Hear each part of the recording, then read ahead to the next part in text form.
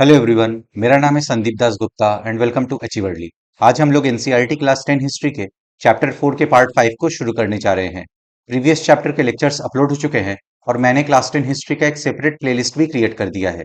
Playlist का link आपको इस वीडियो के डिस्क्रिप्शन बॉक्स में मिल जाएगा, तो जो लोग नए आए हैं वहां से उन वीडियोस को देख सकते हैं। एनसीईआरटी के बुक्स को आप एनसीईआरटी की वेबसाइट से फ्री में डाउनलोड कर सकते हैं, तो वहां से आप इस बुक को डाउनलोड कर लें और आज का लेक्चर देखने के बाद एक बार इस चैप्टर को पढ़ लें, जिससे कि आपको और अच्छे से समझ में आएगा। अगर आपको कुछ डाउट हो तो आप मुझसे कमेंट्स में पूछ सकते हैं या फिर इंस्टाग्राम पे पूछ सकते हैं। इंस्टाग्राम का लिंक आपको इस वीडियो के डिस्क्रिप्शन बॉक्स में मिल जाएगा। तो चलिए अब आज का लेक्चर शुरू करते हैं। Chapter 4, the age of industrialisation, औद्योगिकरण का युग। हमने पिछले लेक्चर्स में चैप्टर 4 के प्रीवियस पार्ट्स को कंप्लीट कर लिया है। आपको इस वीडियो के डिस्क्रिप्शन बॉक्स में चैप्टर 4 के प्रीवियस पार्ट्स के लेक्चर्स का लिंक मिल जाएगा। अगर आपने वो वीडियोस नहीं देखे हैं तो पहले आप उन्हें देख लें, फिर आज के लेक्चर के साथ कंटिन्यू करें, जिससे कि आपको और अच्छे से समझ में आएगा। आज हम लोग चैप्टर 4 के पार्ट 5 को कवर करेंगे। इसमें हम इन टॉपिक्स को बहुत ही डिटेल में समझेंगे। तो चलिए अब आज का लेक्चर शुरू करते हैं। फैक्ट्रीज कम अप, फैक्ट्रियों का आना। The first cotton mill in Bombay came up in 1854 and it went into production 2 years later. By 1862, 4 mills were at work with 94,000 spindles and 2150 looms. 1854 में बॉम्बे में फर्स्ट कॉटन मिल सेटअप हुआ और 2 साल बाद उसमें प्रोडक्शन होने लगा। 1862 तक वहां 4 मिल्स काम कर रही थी, उनमें 94,000 स्पिंडल्स और 2150 लूम्स थे। बंबई में पहली कपड़ा मिल 1854 में लगी और 2 साल बाद उसमें उत्पादन होने लगा। 1862 तक वहां ऐसी 4 मिलें काम कर रही थी, उनमें 94,000 तकलिया और 2150 करघे थे। Around the same time, jute mills came up in Bengal, the first being set up in 1855 and another one 7 years later in 1862. उसी समय बंगाल में जूट मिल सेटअप हुई। फर्स्ट जूट मिल 1855 में सेटअप हुई और दूसरी 1862 में 7 साल बाद। उसी समय बंगाल में जूट मिलें खुलने लगी। वहां देश की पहली जूट मिल 1855 में और दूसरी 7 साल बाद 1862 में चालू हुई। In North India, the Elgin Mills was started in Kanpur in the 1860s, and a year later, the first cotton mill of Ahmedabad was set up. By 1874, the first spinning and weaving mill of Madras began production. North India में 1860s में कानपुर में Elgin मिल खुली। इसके 1 साल बाद अहमदाबाद में first cotton mill setup हुई। 1874 तक मद्रास में स्पिनिंग एंड विविंग मिल ने प्रोडक्शन शुरू कर दिया था। उत्तरी भारत में एल्गिन मिल 1860 के दशक में कानपुर में खुली। इसके साल भर बाद अहमदाबाद की पहली कपड़ा मिल भी चालू हो गई। 1874 में मद्रास में भी पहली कताई और बुनाई मिल खुल गई। Who set up the industries? Where did the capital come from? Who came to work in the mills? ये उद्योग कौन लगा रहा था? उनके लिए पूंजी कहां से आ रही थी? मिलों में काम करने वाले कौन थे? इनको एक एक करके समझेंगे। The early entrepreneurs, प्रारंभिक उद्यमी। Industries were set up in different regions by varying sorts of people. Let us see who they are. देश के विभिन्न क्षेत्रों में तरह तरह के लोग इंडस्ट्री सेटअप कर रहे थे। देश के विभिन्न भागों में तरह तरह के लोग उद्योग लगा रहे थे। आइए देखें ये कौन लोग थे। The history of many business groups goes back to trade with China from the late 18th century. As you have read in your book last year, the British in India began exporting opium to China and took tea from China to England. बहुत सारे business groups का इतिहास China के साथ trade के जमाने से चला आ रहा था। जैसा कि हमने क्लास 9th में समझा था कि ब्रिटिश भारत से अफीम का एक्सपोर्ट चाइना में करते थे और चाइना से चाय इंग्लैंड ले जाते थे। बहुत सारे व्यावसायिक समूह का इतिहास चीन के साथ व्यापार के जमाने से चला आ रहा था। जैसा कि पिछले साल की किताब में आपने पढ़ा था, 18वीं सदी के आखिर से ही अंग्रेज भारतीय अफीम का चीन को निर्यात करने लगे थे। उसके बदले में वे चीन से चाय खरीदते थे जो इंग्लैंड जाती थी। Many Indians became junior players in this trade, providing finance, procuring supplies, and shipping consignments. इस ट्रेड में बहुत सारे भारतीय सहायक की स्थिति में पहुंच गए थे। वे फाइनेंस यानी पैसा प्रोवाइड करते थे, सप्लाईज ठीक से पहुंच जाए ये सुनिश्चित करते थे और सप्लाईज को जहाजों पे लाद कर रवाना करते थे। इस व्यापार में बहुत सारे भारतीय कारोबारी सहायक की हैसियत में पहुंच गए थे। वे पैसा उपलब्ध कराते थे, आपूर्ति सुनिश्चित करते थे और मालों को जहाजों में लाद कर रवाना करते थे। Having earned through trade, some of these businessmen had visions of developing industrial enterprises in India. In trade से पैसा कमाने के बाद कुछ बिजनेसमैन भारत में इंडस्ट्रियल एंटरप्राइज डेवलप करना चाहते थे। व्यापार से पैसा कमाने के बाद उनमें से कुछ व्यवसायी भारत में औद्योगिक उद्यम स्थापित करना चाहते थे। In Bengal, Dwarkanath Tagore made his fortune in the China trade before he turned to industrial investment, setting up 6 joint stock companies in the 1830s and 1840s. Bengal में द्वारकानाथ टैगोर ने चाइना के साथ ट्रेड में खूब पैसा कमाया। फिर वे इंडस्ट्रीज में इन्वेस्ट करने लगे। 1830 से 1840 के बीच में उन्होंने 6 जॉइंट स्टॉक कंपनीज लगा ली थी। देखिए, जॉइंट स्टॉक कंपनीज एक बिजनेस एंटिटी है जिसमें कंपनी के स्टॉक के शेयर होल्डर्स द्वारा खरीदे बेचे जा सकते हैं। बंगाल में द्वारकानाथ टैगोर ने चीन के साथ व्यापार में खूब पैसा कमाया और वे उद्योगों में निवेश करने लगे। 1830 से 1840 के दशकों में उन्होंने 6 संयुक्त उद्यम कंपनियां लगा ली थी।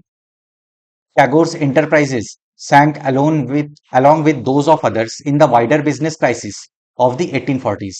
But later in the 19th century, many of the China traders became successful industrialists.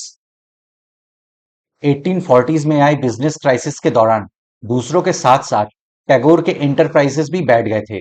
But 19th century के लेटर हाफ में चाइना के साथ ट्रेड करने वाले बहुत सारे इंडस्ट्रियलिस्ट्स सक्सेसफुल हुए। 1840 के दशक में आए व्यापक व्यावसायिक संकटों में औरों के साथ साथ टैगोर के उद्यम भी बैठ गए। लेकिन 19वीं सदी में चीन के साथ व्यापार करने वाले बहुत सारे व्यवसायी सफल उद्योगपति भी साबित हुए। In Bombay, Parsis like Dinshaw Petit and Jamshedji Nusarwanji Tata, who built huge industrial empires in India, accumulated their initial wealth partly from exports to China and partly from raw cotton shipments to England. Bombay में Dinshaw petit और जमशेदजी नुसरवानजी टाटा जैसे पारसीस ने देश में बड़े बड़े industrial empires स्थापित किए। उन्होंने चाइना के साथ ट्रेड करके कुछ पैसा कमाया और इंग्लैंड को रॉ कॉटन सप्लाई करके कुछ पैसा कमाया। बंबई में दिनशॉ पेटिट और आगे चलकर देश में विशाल औद्योगिक साम्राज्य स्थापित करने वाले जमशेदजी नुसरवानजी टाटा जैसे पारसियों ने आंशिक रूप से चीन को निर्यात करके और आंशिक रूप से इंग्लैंड को कच्ची कपास निर्यात करके पैसा कमा लिया था। सेठ Hukumchand, a Marwari businessman who set up the first Indian jute mill in Calcutta in 1917, also traded with China. So did the father as well as the grandfather of the famous industrialist G.D. Birla. सेठ हुकुमचंद एक Marwari businessman थे जिन्होंने China के साथ trade किया था और 1917 में कैलकाटा में first Indian jute mill setup किया था। यही काम फेमस इंडस्ट्रियलिस्ट जीडी बिरला के पिताजी और दादाजी ने किया था। 1917 में कलकत्ता में देश की पहली जूट मिल लगाने वाले मारवाड़ी व्यवसायी सेठ हुकुमचंद ने भी चीन के साथ व्यापार किया था। यही काम प्रसिद्ध उद्योगपति जीडी बिरला के पिता और दादा ने किया। Capital was accumulated through other trade networks. Some merchants from Madras traded with Burma, while other had link with the Middle East and East Africa. दूसरे ट्रेड नेटवर्क से कैपिटल यानी पूंजी इकट्ठा किया गया। मद्रास के कुछ मर्चेंट्स बर्मा के साथ ट्रेड करते थे, जबकि कुछ मर्चेंट्स के मिडिल ईस्ट और ईस्ट अफ्रीका के साथ ट्रेड लिंक्स थे। इन ट्रेड नेटवर्क से कैपिटल इकट्ठा किया गया। पूंजी इकट्ठा करने के लिए अन्य व्यापारिक नेटवर्कों का सहारा लिया गया। मद्रास के कुछ सौदागर बर्मा से व्यापार करते थे, जबकि कुछ के मध्य पूर्व व पूर्वी अफ्रीका में संबंध थे। There were yet other commercial groups, but they were not directly involved in external trade. इनके अलावा भी कुछ दूसरे कमर्शियल ग्रुप्स थे, बट वो डायरेक्टली एक्सटर्नल ट्रेड में इन्वॉल्व नहीं थे। इनके अलावा भी कुछ वाणिज्यिक समूह थे, लेकिन वे विदेश व्यापार से सीधे जुड़े हुए नहीं थे। They operated within India, carrying goods from one place to another, banking money, transferring funds between cities, and financing traders. When opportunities of investment in industries opened up, many of them set up factories. वे भारत में ही operate करते थे। वे एक जगह से दूसरी जगह माल पहुंचाते थे, इंटरेस्ट पे पैसा देते थे, फंड्स एक जगह से दूसरी जगह ट्रांसफर करते थे, ट्रेडर्स को फाइनेंस करते थे, मतलब पैसा देते थे। जब उन्हें इंडस्ट्रीज में इन्वेस्टमेंट करने की अपॉर्चुनिटी मिली, तो उनमें से बहुतों ने फैक्ट्री सेटअप कर ली। वे भारत में ही व्यवसाय करते थे। वे एक जगह से दूसरी जगह माल ले जाते थे, सूद पर पैसा चलाते थे, एक शहर से दूसरे शहर में पैसा पहुंचाते थे और व्यापारियों को पैसा देते थे। जब उद्योगों में निवेश के अवसर आए, तो उनमें से बहुतों ने फैक्ट्रियां लगा ली। As colonial control over Indian trade tightened, the space within which Indian merchants could function became increasingly limited. जैसे जैसे इंडियन ट्रेड पे कॉलोनियल यानी ब्रिटिशर्स का कंट्रोल मजबूत होता गया, वैसे वैसे इंडियन मर्चेंट्स के लिए जगह लिमिटेड होती गई। जैसे भारतीय व्यापार पर औपनिवेशिक शिकंजा कसता गया, वैसे वैसे भारतीय व्यवसायियों के लिए जगह सिकुड़ती गई। They were barred from trading with Europe in manufactured goods and had to export mostly raw materials and food grains, raw cotton, opium, wheat, and indigo required by the British.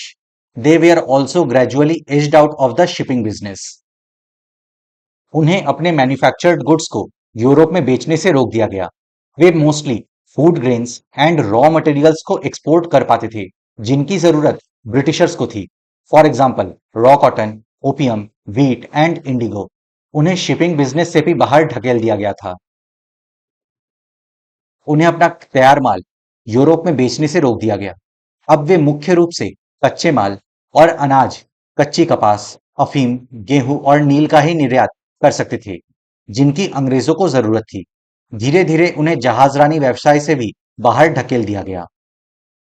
Till the First World War, European managing agencies, in fact, controlled a large sector of Indian industries.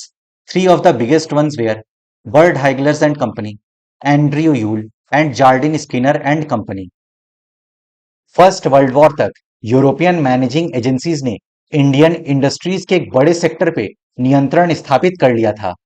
इनमें Bird Heilgers and company, Andrew Yule, Jardine Skinner and company सबसे बड़ी companies थी। पहले विश्व युद्ध तक यूरोपीय प्रबंधकीय एजेंसियां भारतीय उद्योगों के विशाल क्षेत्र का नियंत्रण करती थी। इनमें Bird Heilgers and company, Andrew Yule and Jardine Skinner and company सबसे बड़ी कंपनियां थी।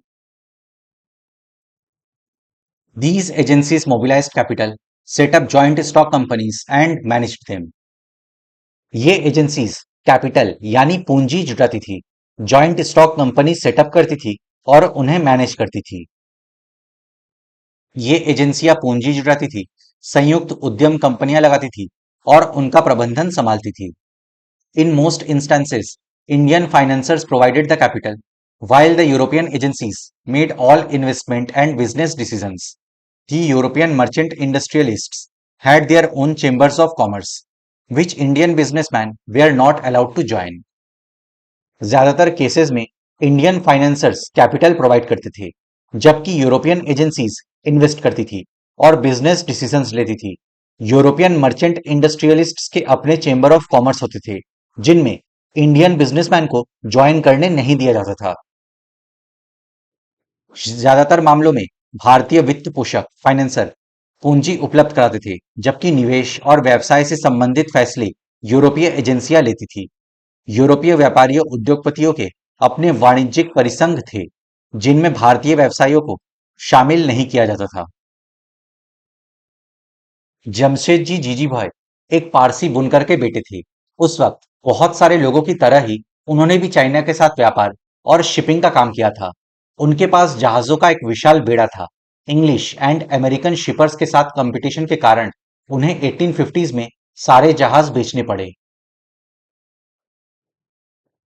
द्वारकानाथ टैगोर का मानना था कि भारत वेस्टर्नाइजेशन एंड इंडस्ट्रियलाइजेशन के रास्ते पर चलकर ही विकास कर सकता है। उन्होंने shipping, ship building, mining, banking, plantations and insurance में इन्वेस्ट किया था। J N Tata, R D Tata, sir R J Tata and sir D J Tata enterprises में पार्टनर्स थे। 1912 में जे एन टाटा ने जमशेदपुर में भारत का first iron and steel works setup किया था। भारत में iron and steel industries textile industries के काफी बाद शुरू हुआ। कॉलोनियल इंडिया में industrial machinery and railways, locomotives mostly import होते थे। इसलिए स्वतंत्रता मिलने तक कैपिटल गुड्स इंडस्ट्रीज को डेवलप नहीं किया जा सकता था। अब हम लोग का नेक्स्ट टॉपिक है, where did the workers come from? मजदूर कहां से आए? Factories needed workers. With the expansion of factories this demand increased. Factories setup हो रहे थे तो वहां काम करने के लिए वर्कर्स की जरूरत थी। फैक्ट्रीज के फैलने के साथ वर्कर्स की डिमांड बढ़ती चली गई। फैक्ट्रियां होंगी तो मजदूर भी होंगे। फैक्ट्रियों के विस्तार से मजदूरों की मांग बढ़ने लगी। In 1901, there were 5,84,000 workers in Indian factories. By 1946, the number was over 24,36,000. Where did the workers come from? 1901 में इंडियन फैक्ट्रीज में काम करने वाले मजदूरों की संख्या 5,84,000 थी। 1946 में ये संख्या बढ़कर 24,36,000 हो गई। सवाल ये आता है कि ये वर्कर्स आए कहां से थे? 1901 में भारतीय फैक्ट्रियों में 5,84,000 मजदूर काम करते थे। 1946 तक ये संख्या बढ़कर 24,36,000 हो चुकी थी। ये मजदूर कहां से आए? In most industrial regions, workers came from the districts around. Peasants and artisans who found no work in the village went to the industrial centers in search of work. Most of the industrial regions में workers आसपास के district से आते थे। Peasants and artisans जिनको गांव में काम नहीं मिलता था, वे काम की तलाश में इंडस्ट्रियल सेंटर्स की ओर जाने लगते थे। ज्यादातर औद्योगिक इलाकों में मजदूर आसपास के जिलों से आते थे। जिन किसानों, कारीगरों को गांव में काम नहीं मिलता था, वे औद्योगिक केंद्रों की तरफ जाने लगते थे। Over 50% workers in Bombay cotton industries in 1911 came from the neighboring district of Ratnagiri, while the mills of Kanpur got most of their textile hands from the village within the district of Kanpur. 1911 में Bombay cotton industries में 50% से ज्यादा मजदूर पास के रत्नागिरी जिले से आए थे। कानपुर मिल्स में काम करने वाले ज्यादातर वर्कर्स कानपुर डिस्ट्रिक्ट के गांव से आए थे। 1911 में बंबई के सूती कपड़ा उद्योग में काम करने वाले 50% से ज्यादा मजदूर पास के रत्नागिरी जिले से आए थे। कानपुर की मिलों में काम करने वाले ज्यादातर कानपुर जिले के ही गांव से आए थे। Most often, mill workers moved between the village and the city, returning to their village homes during harvests and festivals. Mills में काम करने वाले वर्कर्स बीच बीच में गांव जाते थे। वे हार्वेस्टिंग सीजन एंड फेस्टिवल्स के समय गांव लौट जाते थे। मिल मजदूर बीच बीच में अपने गांव जाते रहते थे। वे फसलों की कटाई व त्योहारों के समय गांव लौट जाते थे। Over time, as news of employment spread, workers travelled great distances in the hope of work in the mills. जैसे जैसे रोजगार की खबरें फैली, वैसे वैसे वर्कर्स दूर दूर से आने लगे। बाद में जब नए कामों की खबर फैली तो दूर दूर से भी लोग आने लगे। From the United Provinces, for instance, they went to work in the textile mills of Bombay and in the jute mills of Calcutta. For example, United Province जो कि आज का उत्तर प्रदेश है, वहां से लोग बॉम्बे के टेक्सटाइल मिल्स, कलकत्ता के जूट मिल्स में काम करने के लिए जाने लगे थे। उदाहरण के लिए संयुक्त प्रांत के लोग बंबई के कपड़ा मिलों और कलकत्ता के जूट मिलों में काम करने के लिए पहुंच रहे थे। अर्ली 20th century बॉम्बे मिल के यंग वर्कर्स की ये फोटो है। जब वर्कर्स वापस अपने गांव जाते थे तो वे अच्छे कपड़े पहनने की कोशिश करते थे। Getting jobs was always difficult. Even when mills multiplied and the demand for workers increased, the numbers seeking work were always more than the jobs available. नौकरी पाना हमेशा से मुश्किल था। मिल्स की संख्या बढ़ रही थी और वर्कर्स की डिमांड भी बढ़ रही थी। बट रोजगार चाहने वालों की संख्या रोजगार से हमेशा ज्यादा होती थी, इसलिए रोजगार पाना हमेशा से मुश्किल था। नौकरी पाना हमेशा मुश्किल था। हालांकि मिलों की संख्या बढ़ती जा रही थी और मजदूरों की मांग भी बढ़ रही थी, लेकिन रोजगार चाहने वालों की संख्या रोजगारों के मुकाबले हमेशा ज्यादा रहती थी। Entry into the mills was also restricted. Industrialists usually employed a jobber to get new recruits. Very often the jobber was an old and trusted worker. Mills में एंट्री रेस्ट्रिक्टेड था। इंडस्ट्रियलिस्ट्स नए वर्कर्स को recruit करने के लिए एक जॉबर को काम पे रखते थे। जॉबर कोई पुराना और ट्रस्टेड वर्कर होता था। मिलों में प्रवेश भी निषिद्ध था। उद्योगपति नए मजदूरों की भर्ती के लिए प्रायः एक जॉबर रखते थे। जॉबर कोई पुराना और विश्वस्त कर्मचारी होता था। Jobber they were also called sardar और mistri etcetera in different areas. Jobber इन्हें अलग अलग इलाकों में सरदार या मिस्त्री आदि भी कहते थे। He got people from his village, insured them jobs, help them settle in the city and provided them money in times of crisis. जॉबर अपने गांव से लोगों को लाता था, उन्हें काम का भरोसा देता था, उन्हें शहर में सेटल होने में मदद करता था, संकट के समय पैसे से मदद करता था। वो अपने गांव से लोगों को लाता था, उन्हें काम का भरोसा देता था, उन्हें शहर में जमने के लिए मदद देता था और मुसीबत में पैसे से मदद करता था। The jobber therefore became a person with some authority and power. He began demanding money and gifts for his favour and controlling the lives of workers. इन सब वजहों से जॉबर एक ऑथोरिटी एंड पावर वाला व्यक्ति बन गया। इन सब फेवर्स की वजह से वो मजदूरों से पैसा और गिफ्ट्स डिमांड करने लगा और वर्कर्स के लाइफ को कंट्रोल करने लगा। इस प्रकार जॉबर ताकतवर और मजबूत व्यक्ति बन गया था। बाद में जॉबर मदद के बदले पैसे व तोहफों की मांग करने लगे और मजदूरों की जिंदगी को नियंत्रित करने लगे। The number of factory workers increased over time. However, as you will see, they were a small proportion of the total industrial workforce. समय के साथ फैक्ट्री में वर्कर्स की संख्या बढ़ने लगी, लेकिन जैसा हम आगे देखेंगे कि टोटल इंडस्ट्रियल वर्कफोर्स में उनका प्रोपोर्शन बहुत कम था।